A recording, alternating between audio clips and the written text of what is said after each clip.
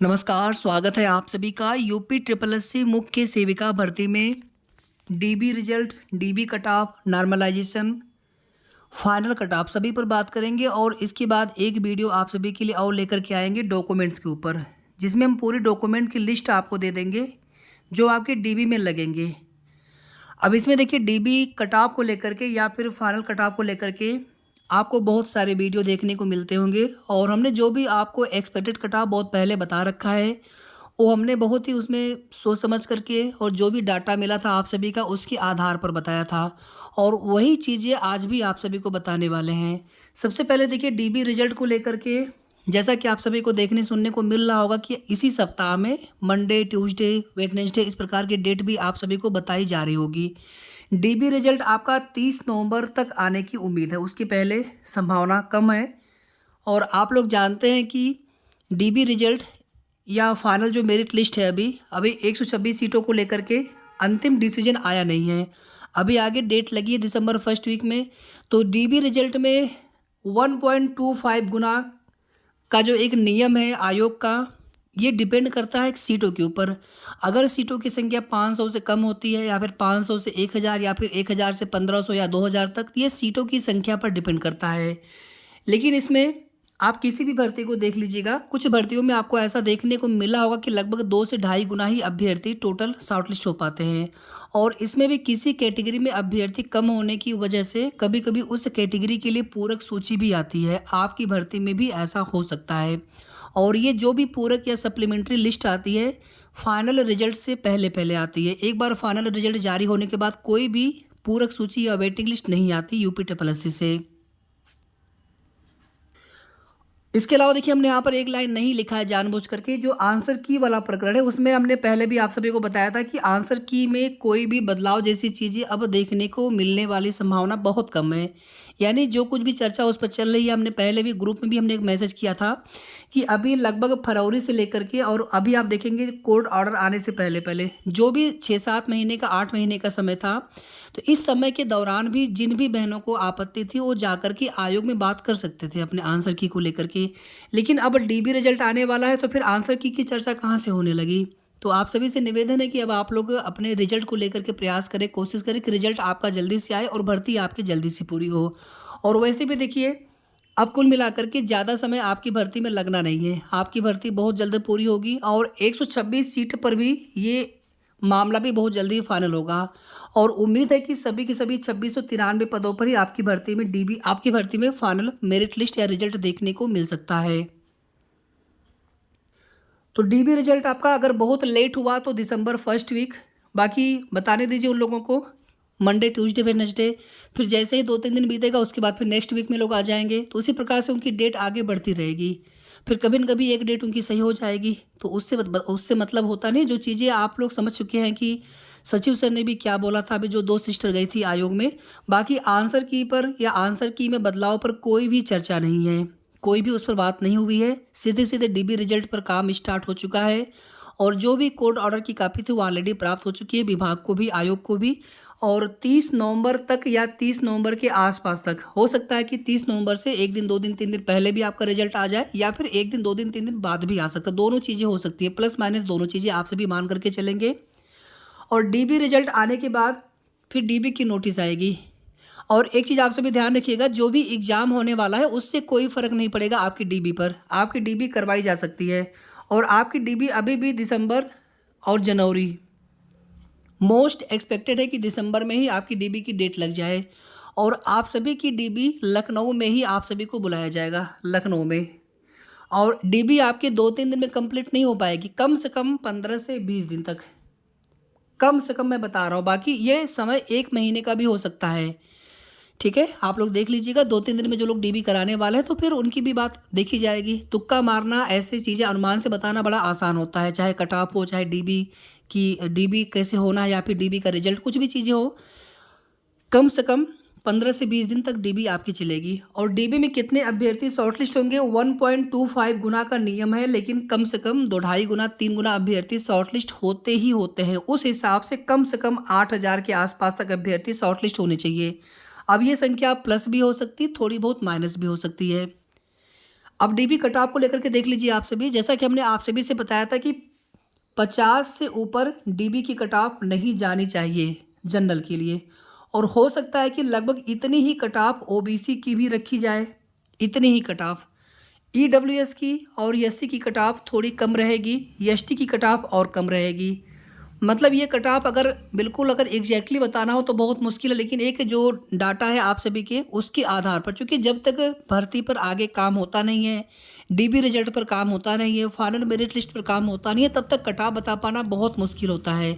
लेकिन जो आप सभी के डाटा है पहले के एग्ज़ाम से लेकर के और अभी तक के, उन सभी चीज़ों को ध्यान में रखते हुए लगभग अगर आप देखेंगे तो यहाँ पर 30 नंबर तक भी डीबी की कट ऑफ आ सकती है एसटी कैटेगरी के लिए, और लगभग यहीं से अगर आप देखेंगे तो कुछ नंबर ज़्यादा करके 5 से 10 नंबर ज़्यादा करके ईडब्ल्यूएस और एससी कैटेगरी की कट ऑफ।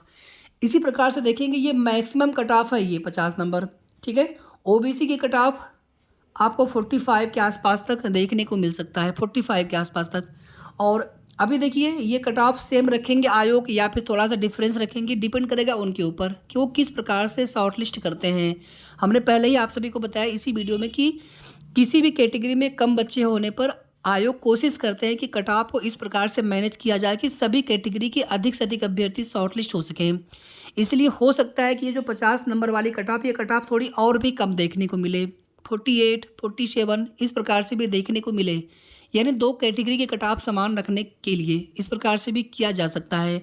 तो बहुत कुछ चीज़ें होती हैं, आयोग के कुछ नियम होते हैं, कुछ उनकी कार्य करने का जो तरीका होता है। इवन आप देखेंगे पेट में शॉर्ट लिस्टिंग के आधार पर 15 गुना का नियम होता है, लेकिन देखेंगे तो 30 गुना, 35 गुना, 40 गुना तक भी अभ्यर्थी शॉर्ट लिस्ट होते हैं।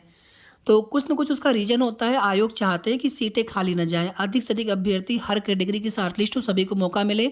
और वैसे भी आप सभी जानते हैं कि बहुत सारे अभ्यर्थी डीबी में या तो डीबी स्किप करेंगे।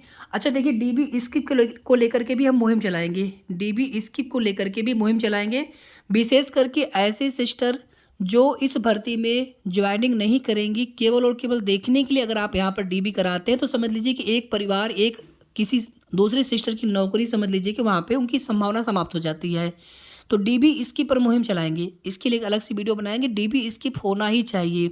अगर 500 भी, 1000 भी डीबी स्किप हो गया तो मेरिट में सीधे सीधे 3 नंबर, 4 नंबर, 5 नंबर मेरिट कम हो जाएगी, बहुत बड़ा फ़ायदा होगा। तो डीबी स्किप को लेकर के हम सभी को कोशिश करना है। अब आगे देखिए आप सभी, नॉर्मलाइजेशन में हमने आप सभी को बताया था कि आपकी भर्ती में फर्स्ट शिफ्ट और सेकेंड शिफ्ट में बहुत ज़्यादा अंतर नहीं है डिफ़िकल्टी लेवल में, और इसमें बहुत अगर फ़र्क होगा तो 1 से 2 नंबर का दोनों शिफ्ट में, इससे ज़्यादा का फ़र्क नहीं होने वाला है। थोड़ा बहुत प्लस माइनस इसमें चीज़ें हो सकती हैं, मतलब 1 से 2 नंबर का डिफरेंस देखने को मिल सकता है आप सभी को। अब किस शिफ्ट के नंबर बढ़ेंगे, किस शिफ्ट के नंबर घटेंगे, ये डिपेंड करता है उस शिफ्ट के जो अभ्यर्थी होते हैं उनके एवरेज स्कोर पर। और इस पर कैसी चीज़ें बताई जाती हैं, हमसे भी आप लोग पूछते रहते हैं कि इसमें फर्स्ट शिफ्ट वालों को पता नहीं होता कि कैसे पेपर आएंगे, सेकंड शिफ्ट वालों को पता होता है। ये सब चीज़ें कहाँ से लॉजिक, ये सब चीज़ें आ जाती हैं। इस तरह की कोई भी चीज़ें नहीं होती। एक्यूरेसी ऑनलाइन एग्जाम में देखा जाता है, जहाँ पर कई शिफ्ट कई दिन में एग्जाम होते हैं। एक्यूरेसी का भी यहाँ पर कोई मतलब है नहीं, लेकिन फिर भी कुछ लोग बताते रहते हैं, बताने दीजिए उनको, ठीक है। तो किसी को पता नहीं है, ये पूरी तरीके से आयोग को पता होता है। और जब वे काम, सभी इस समय काम चल रहा है आपके डीबी रिजल्ट पर, तो कोई भी ऑथेंटिक जानकारी मिलेगी हम आप सभी को सबसे पहले बता देंगे, या पूरी कोशिश करेंगे आप सभी को सबसे पहले बताने की। तो अभी किसी भी शिफ्ट के नंबर घट या बढ़ सकते हैं और ज़्यादा फर्क नहीं पड़ेगा, मैक्सिमम 1 से 2 नंबर।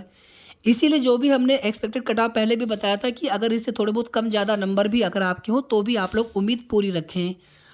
अब यहाँ पर फाइनली देखेंगे कि फाइनल मेरिट लिस्ट में लगभग कितनी कट ऑफ जा सकती है। ध्यान से देखिएगा आप सभी, 126 सीटों को अभी हम छोड़ करके ही चल रहे हैं, उसके बाद भी जनरल की कट ऑफ 60 से ऊपर नहीं जानी चाहिए। 70 प्लस वाले बच्चे ज़्यादा नहीं है, उनकी संख्या 200 हो सकती, 300 हो सकती, 500 हो सकती है अधिकतम। इसी तरीके से 60 से 70 के बीच में 1000-1500 से ज़्यादा अभ्यर्थी नहीं होंगे, बहुत अगर ज़्यादा अभ्यर्थी हुए तो। और एक चीज़ सबसे इम्पॉर्टेंट, इसमें सभी लोग एलिजिबल होंगे ये भी तो आवश्यक है नहीं, या सभी लोग डीबी कराएंगे ये भी आवश्यक तो है नहीं। तो क्यों आप लोग जो पुराना डाटा है एग्जाम देने वाले अभ्यर्थियों का, उसको लेकर के आप लोग क्यों परेशान हैं। जनरल की कट ऑफ, जनरल की मेरिट 60 से ऊपर नहीं जाना चाहिए किसी भी हाल में, जहाँ तक हमारा एक एनालिसिस कहता है। और कम से कम इससे 4 से 5 नंबर, ध्यान दीजिएगा आप सभी, कम से कम इससे 4 से 5 नंबर मेरिट कम रहनी चाहिए ओबीसी की। कम से कम 4 से 5 नंबर, और जनरल की मेरिट से कम 10 नंबर तक, कम से कम 10 नंबर तक या उससे भी ज़्यादा मेरिट कम होना चाहिए एससी कैटेगरी के लिए और ईडब्ल्यूएस कैटेगरी के लिए। मैं यहाँ पर कोई रेंज नहीं बता रहा हूँ, कुछ चीज़ें लॉजिकली आप सभी को समझना होता है। रेंज बताने का मतलब है कि हवा में तीर चलाना, तुक्का लगाना, ठीक है। तो कुछ चीज़ें थोड़ा सा लॉजिकली आप सभी समझने की कोशिश करिए कि जनरल की जो मेरिट कट ऑफ है लगभग 60 के आसपास, ओबीसी की कम से कम 4 से 5 नंबर, इससे कम करके ही आप मान करके चलेंगे। एससी में ईडब्ल्यूएस में कम से कम 10 नंबर या उससे भी ज़्यादा मेरिट कम हो सकता है, और एसटी कैटेगरी में कम से कम 20 नंबर तक, यानी कि 40 या 40 के नीचे भी अगर है एसटी कैटेगरी में, मतलब 35-40 के अगर आप आसपास भी, तब भी आपको उम्मीद रखना है। बाकी क्षैतिज आरक्षण में निश्चित रूप से आपको फ़ायदा मिलता ही मिलता है। क्षैतिज आरक्षण में महिला, freedom fighter, ex serviceman, pH, ये सभी लोग आते हैं। तो महिला के लिए कोई अलग से आरक्षण मिलेगा नहीं आपकी भर्ती में, क्योंकि आप लोग ऑलरेडी सभी महिला अभ्यर्थी ही इस भर्ती में। बाकी जो अदर क्षैतिज आरक्षण जहाँ पर अप्लाइड है, जहाँ पर सीटें हैं आपकी भर्ती में, वहाँ पर निश्चित रूप से आप सभी को फ़ायदा मिलेगा, कुछ मेरिट आपकी कम रहेगी। अब आगे डॉक्यूमेंट्स पर और डीबी स्कीप पर लगातार इस पर हम लोग कोशिश करेंगे, और मैं स्वयं जितना भी हो पाएगा हम सभी सिस्टर से, सभी बहनों से आग्रह निवेदन करेंगे कि जो सिर्फ देखने के लिए कि हमारा सिलेक्शन होता है कि नहीं होता है इस भर्ती में, उनको ज्वाइनिंग नहीं लेनी है, या फिर जो लोग एलिजिबल ही नहीं है, चलिए वो तो अलग बात है, लेकिन जो सिर्फ देखने के लिए या फिर उनको यहाँ पर ज्वाइनिंग नहीं करनी, या फिर ऑलरेडी उनके पास कोई जॉब है, ठीक ठाक नौकरी है, सरकारी नौकरी है, तो उन सभी सिस्टर्स से हमारा बार बार निवेदन आग्रह रहेगा कि इस भर्ती में डीबी स्कीप आप जरूर करें। तो नेक्स्ट वीडियो में आप सभी को डॉक्यूमेंट्स के बारे में बताएंगे, उसका आप सभी इंतजार करिएगा, जल्दी ही आपको वीडियो मिल जाएगी। और इस वीडियो को आप सभी प्लीज़ लाइक शेयर जरूर कर दिया करें, और अगर आपने अभी तक चैनल को सब्सक्राइब न किया हो तो कर लीजिएगा। शेयर आप सभी प्लीज़ ज़रूर कर दिया करें, ताकि सभी बहनों तक सही जानकारी उनको मिलती रहे। और शेष आगे की जो भी जैसे भी जानकारी मिलेगी आप सभी को बहुत जल्द नेक्स्ट वीडियो के माध्यम से अपडेट देंगे। धन्यवाद।